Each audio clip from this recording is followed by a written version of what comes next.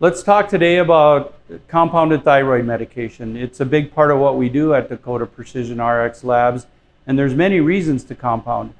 The majority of patients are treated with a hormone called Levothyroxine, which is T4, and they do fine. It's what their body needs. Their body converts to T3, which is Liothyronine.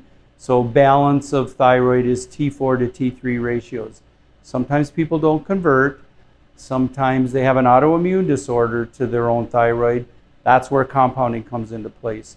So we have a few products that I'll just feature. This is actually a T3. So if somebody's taking levothyroxine and they're not converting it to the active T3, they need to add the T3. So we compound a T3 capsule based on lab work done by their practitioner, and then we dose it to go beside their levothyroxine tablet that they're taking, which is a manufactured product.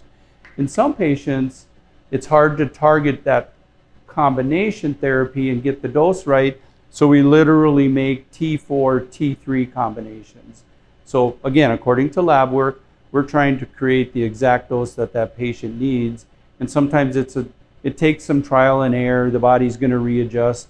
So our fridge behind me here has 25 different combinations of T4, T3 that we compound. But again, these need to be compounded because they're specific for that patient. So it's really the importance of compounding pharmacy in balancing and thyroid medications. The other thing that we do a lot of is something called LDN. It's called low-dose naltrexone. A large population are dealing with an autoimmune disorder which can affect their thyroid. So they're taking thyroid medicine or they're producing thyroid hormone. Their own immune system is kind of attacking that. So they don't get really good cellular uptake of the thyroid hormone, and it really doesn't work.